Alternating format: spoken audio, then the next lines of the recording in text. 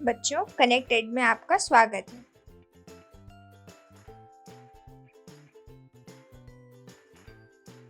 बच्चों, आज हम पढ़ेंगे पाठ उद्योग। इस पाठ में हम निम्नलिखित बातों पर गौर करेंगे। उद्योगों का वर्गीकरण, उद्योगों की अवस्थिति को प्रभावित करने वाले कारक, औद्योगिक तंत्र, औद्योगिक प्रदेश, प्रमुख उद्योगों का वितरण, पाठ से जुड़े प्रश्न उत्तर। क्या आपने कभी विचार किया है कि लिखने की अभ्यास पुस्तिका जो आप इस्तेमाल में लाते हैं वह विनिर्माण की लंबी प्रक्रिया के बाद आपके पास पहुंचती है। इसके जीवन की शुरुआत वृक्ष से होती है, उसे काटा जाता है और लुगदी मिल तक ले जाया जाता है। वहाँ वृक्षों की लकड़ी को संसाधित एवं काष्ठ लुगदी में परिवर्तित किया जाता है। काष्ठ लुगदी को रासायनिक द्रव्य द्वारा मिलाया जाता है और अंततः मशीनों के द्वारा कागज के रूप में परिवर्तित किया जाता है। ये कागज प्रेस में जाता है, जहाँ रसायनों से निर्मित स्याही का इस्तेमाल पृष्ठ पर रेखाएं खींचने के लिए किया जाता है। इसके उपरांत सभी पृष्ठों को एकत्रित करके अभ्यास पुस्तिका के रूप में बांधा जाता है और फिर पैक करके इसे बाजार में बेचने के लिए भेजा जाता है। अंत में ये आप तक पहुँचता है। दूसरे क्रियाकलाप या विनिर्माण में कच्चे माल को लोगों के लिए अधिक मूल्य के उत्पादों के रूप में परिवर्तित किया जाता है, जैसा कि आपने देखा लुगदी कागज के रूप में और कागज अभ्यास पुस्तिका के रूप में। ये विनिर्माण प्रक्रिया के दो चरणों को प्रदर्शित करते हैं। उद्योग का संबंध आर्थिक गतिविधि से है, जो कि वस्तुओं के उत्पादन, खनिजों के निष्कर्षण अथवा सेवाओं की व्यवस्था से संबंधित है। इस प्रकार लोहा और इस्पात उद्योग वस्तुओं के उत्पादन से संबंधित है। कोयला खनन उद्योग कोयले को धरती से निकालने से संबंधित है तथा पर्यटन सेवा देने से संबंधित उद्योग है। उद्योगों का वर्गीकरण कच्चा माल, आकार और स्वामित्व के आकार पर किया जा सकता है। कच्चे माल के उपयोग के आधार पर उद्योग कृषि आधारित, खनिज आधारित, समुद्र आधारित और वन आधारित हो सकते हैं। कृषि आधारित उद्योग कच्चे माल के रूप में वनस्पति और जंतु आधारित उत्पादों का उपयोग करते हैं। खाद्य संसाधन, वनस्पति तेल, सूती उत्पाद, डेयरी उत्पाद और चर्म उद्योग कृषि आधारित उद्योगों के उदाहरण हैं। खनिज आधारित उद्योग प्राथमिकी उद्योग हैं जो खनिज अयस्कों का उपयोग कच्चे माल के रूप में करते हैं। इन उद्योगों के उत्पाद अन्य उद्योगों का पोषण करते हैं। अयस्क से निर्मित लोहा खनिज आधारित उद्योग का उत्पाद है। ये कई अन्य उत्पादों के विनिर्माण के लिए कच्चे माल के रूप में प्रयुक्त किया जाता है, जैसे भारी मशीनों, भवन निर्माण सामग्री तथा तेल के डब्बे बनाने में। आकार, उद्योग के आकार का तात्पर्य निवेश की गई पूंजी की राशि, नियोजित लोगों की संख्या और उत्पादन की मात्रा से है। आकार के आधार पर उद्योगों को दो भागों में बांटा जा सकता है: लघु आकार के उद्योग और बृहत आकार के उद्योग। कुटीर या घरेलू उद्योग छोटे पैमाने के उद्योग हैं जिसमें दस्तकारों के द्वारा उत्पादों का निर्माण हाथों से होता है। टोकरी बुनाई, मिट्टी के बर्तन और अन्य हस्त निर्मित वस्तुएं कुटीर उद्योगों के उदाहरण हैं। बड़े पैमाने के उद्योग जो बड़ी मात्रा में वस्तुओं का उत्पादन करते हैं, उनकी तुलना में छोटे पैमाने के उद्योग कम पूंजी व प्रौद्योगिकी का उपयोग करते हैं। बड़े पैमाने के उद्योगों में पूंजी का निवेश अधिक और प्रयुक्त प्रौद्योगिकी उच्च स्तरीय होती है। रेशम बुनाई और खाद्य प्रक्रमण उद्योग लघु पैमाने के उद्योग हैं। ऑटोमोबाइल और भारी मशीनों का उद्योग बड़े पैमाने के उद्योग हैं। स्वामित्व के आधार पर उद्योगों के निजी क्षेत्र, राज्य स्वामित्व अथवा सार्वजनिक क्षेत्र, संयुक्त क्षेत्र और सरकारी क्षेत्र में वर्गीकृत किया जाता है। निजी क्षेत्र के उद्योगों का स्वामित्व और संचालन या तो एक व्यक्ति द्वारा या व्यक्तियों के समूह द्वारा किया जा सकता है। सार्वजनिक क्षेत्र में उद्योगों का स्वामित्व और संचालन सरकार द्वारा किया जाता है, जैसे हिंदुस्तान एरोनॉटिक्स लिमिटेड और steel authority of India limited. संयुक्त क्षेत्र में उद्योगों का स्वामित्व और संचालन राज्यों और व्यक्तियों अथवा व्यक्तियों के समूह द्वारा होता है। मारुति उद्योग लिमिटेड संयुक्त क्षेत्र के उद्योग का एक उदाहरण है। सरकारी क्षेत्र के उद्योगों का स्वामित्व और संचालन कच्चे माल के उत्पादकों, पूर्तिकरों, कामगारों अथवा दोनों द्वारा होता है। आनंद मिल्क यूनियन लिमिटेड और सुधा डेयरी सहकारी उपक्रम के उत्तम उदाहरण हैं।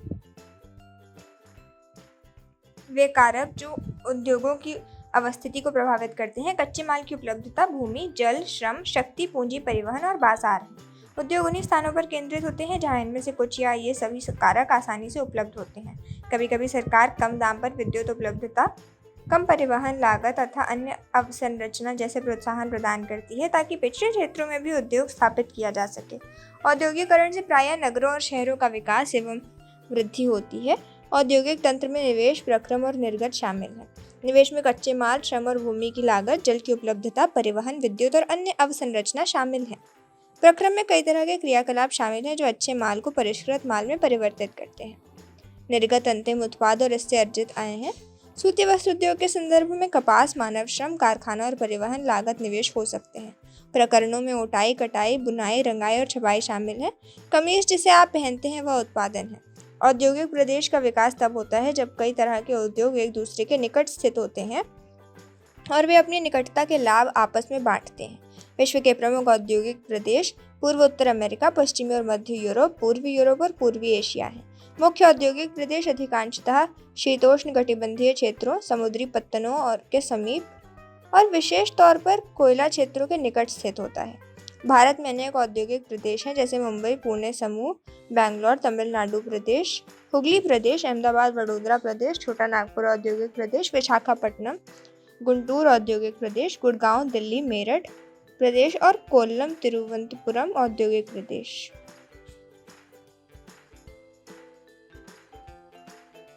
विश्व के प्रमुख औद्योगिक लोहा इस्पात उद्योग, सूती वस्त्र उद्योग और सूचना प्रौद्योगिकी उद्योग हैं।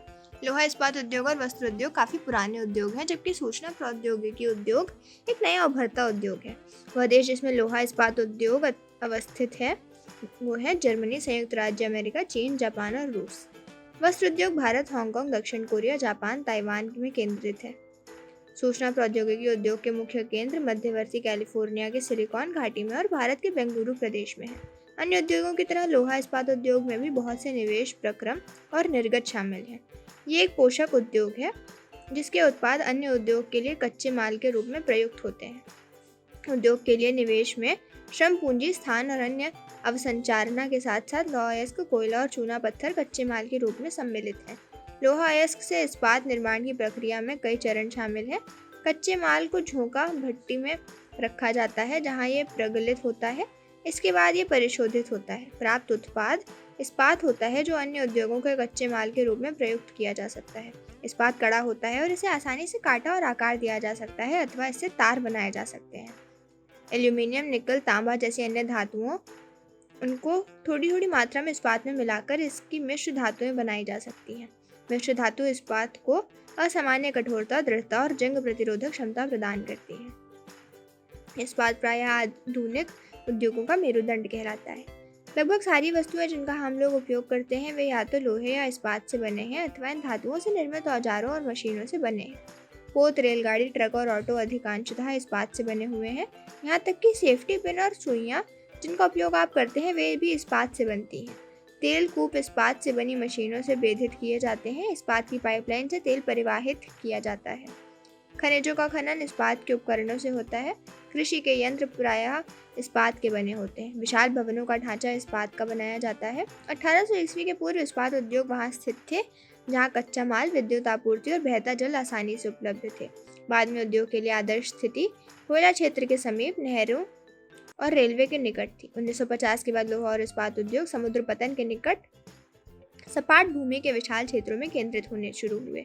ऐसा इसलिए हुआ क्योंकि इस्पात निर्माण का कार्य समय तक बहुत विशाल हो गया और लोहा अयस्क विदेशों से आयात करना पड़ता था।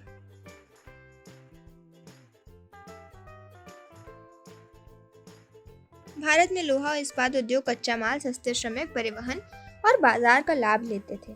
सभी महत्वपूर्ण इस्पात उत्पाद केंद्र जैसे भिलाई, दुर्गापुर, बर्नपुर, जमशेदपुर, राउरकेला, बोकारो एक ही प्रदेश में स्थित हैं जो 4 राज्यों में फैले हैं। वे 4 राज्य हैं पश्चिम बंगाल, झारखंड, उड़ीसा और छत्तीसगढ़। भद्रावती और विजयनगर कर्नाटक में, विशाखापट्टनम आंध्र प्रदेश में, सलेम तमिलनाडु के अन्य महत्वपूर्ण इस्पात के केंद्र हैं जो स्थानीय संसाधनों का उपयोग कर रहे हैं। जमशेदपुर 1947 से पूर्व भारत में केवल एक इस्पात का कारखाना था, Tata iron and steel company limited. ये निजी स्वामित्व में था। स्वतंत्रता के पश्चात सरकार ने कार्य अपने हाथ में लिया और बहुत से लोहा इस्पात संयंत्र स्थापित किए। झारखंड में स्वर्ण रेखा और खरकई नदियों के संगम के समीप साकची में सन 1907 में टिस्को की शुरुआत की गई। बाद में साकचू का नाम बदलकर जमशेदपुर रखा गया। भौगोलिक रूप से जमशेदपुर देश में लोहा इस्पात केंद्र के रूप में सर्वाधिक सुविधाजनक स्थान पर है। साकची को कई कारणों से इस्पात संयंत्र स्थापित करने के लिए चुना गया। ये स्थान बंगाल नागपुर रेल मार्ग पर काली माटी स्टेशन में से मात्र 32 किलोमीटर की दूरी पर था। ये स्थान लोहा अयस्क, कोयला और मैंगनीज प्राप्त होता था। खरकई और स्वर्ण रेखा नदियों से पर्याप्त जल की आपूर्ति होती थी। सरकारी प्रोत्साहनों से इसे पर्याप्त पूंजी उपलब्ध हुई। जमशेदपुर में टिस्को की स्थापना के बाद कई अन्य औद्योगिक संयंत्र स्थापित किए गए। इनमें रसायन, इंजनों के पुर्जे, कृषि उपकरण, मशीनें, टीन की चादरें, केबल और तार का उत्पादन किया जाता है। भारत में लोहा इस्पात उद्योग के विकास से त्वरित औद्योगिक विकास आरंभ हुआ। भारतीय उद्योग के लगभग सभी क्षेत्र अधिकांशतः अपने आधारभूत अवसंरचना के लिए लोहा इस्पात उद्योग पर निर्भर हैं। भारतीय लोहा इस्पात उद्योग में बृहद समकालिक इस्पात संयंत्रों के साथ साथ लघु इस्पात में भी सम्मिलित है। इसमें द्वितीयक उत्पादक, रोलिंग मिल और सहायक उद्योग भी शामिल हैं।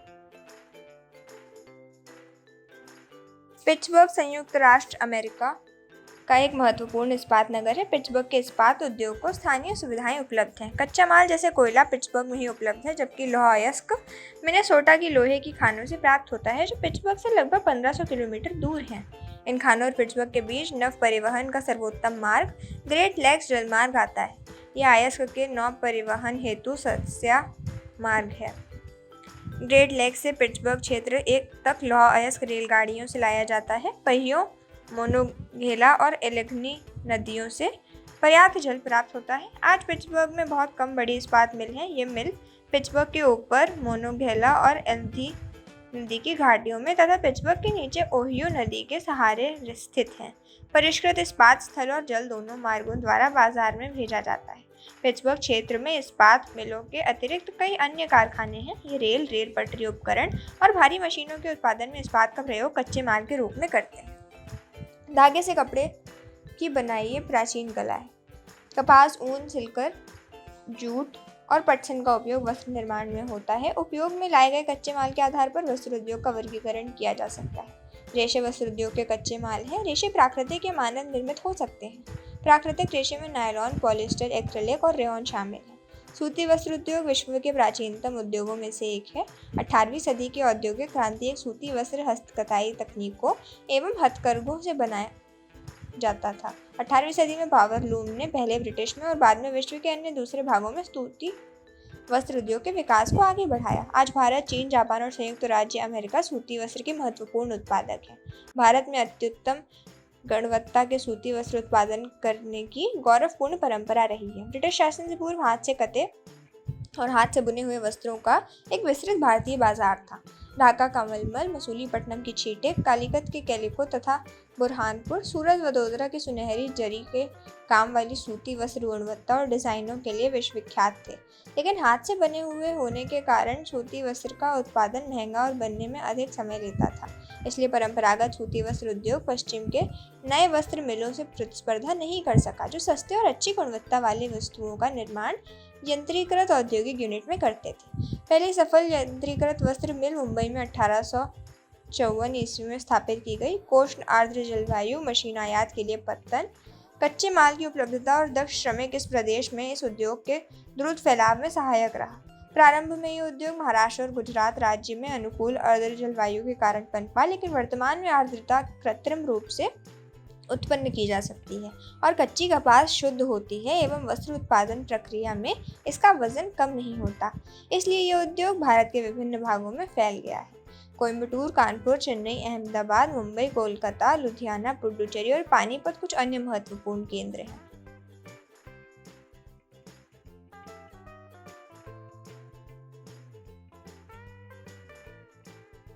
अहमदाबाद गुजरात में साबरमती नदी के तट पर स्थित है। 1859 में यहाँ पहली सूती मिल स्थापित हुई थी।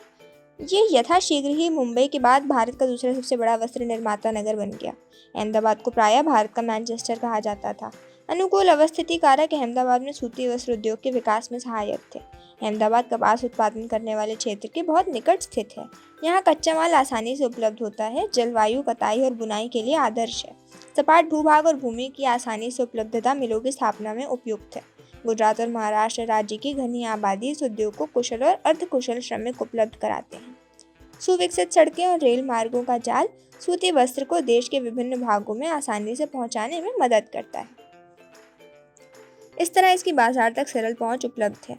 नज़दीक में मुंबई पत्तन इसे मशीनों का आयात करने और सूती वस्त्र के निर्यात की सुविधा प्रदान करता है, परंतु हाल के वर्षों में अहमदाबाद की सूती मिलों की कुछ समस्याएं हैं। बहुत से वस्त्र मिल बंद हो चुके हैं। देश में नए वस्त्र केंद्रों का विकास और अहमदाबाद की मिलों में मशीन प्रौद्योगिकी का नवीकरण न होना इसका प्रमुख कारण है। ओसाका, ये जापान का एक महत्वपूर्ण वस्त्र निर्माण केंद्र है। ये जापान का मैनचेस्टर के नाम से जाना जाता है। ओसाका में सूती वस्त्र उद्योग का विकास कई भौगोलिक कारणों से हुआ है। ओसाका के चारों ओर का विस्तृत मैदान सूती वस्त्र मिलों के विकास के लिए आसानी से भूमि की उपलब्धता सुनिश्चित कराता है। उष्ण और जलवायु कताई व बुनाई के लिए बहुत ही उपयोगी है। जोडो नदी मिलों के लिए पर्याप्त जल उपलब्ध कराती है। श्रमिक आसानी से उपलब्ध है। पत्तन की अवस्थिति कच्चे कपास को आयात करने और वस्तुओं के निर्यात की सुविधा उपलब्ध कराती है। ओसाका का वस्त्र उद्योग पूर्णतः आयातित कच्चे मालों के ऊपर निर्भर है। कपास मिस्र, भारत, चीन और यूएसए से आयात की जाती है।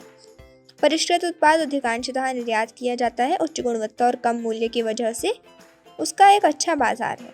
यद्यपि देश का ये एक महत्वपूर्ण उद्योग है, लेकिन हाल ही में ओसाका के सूती वस्त्र उद्योग का स्थान अन्य उद्योग जैसे लौह इस्पात, मशीनरी, जहाजरानी, ऑटोमोबाइल, विद्युत उपकरण और सीमेंट लेते जा रहे हैं।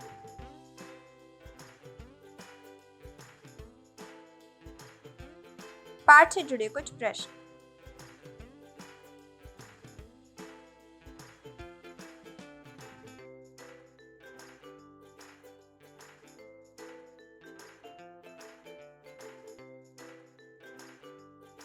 प्रश्नों के उत्तर।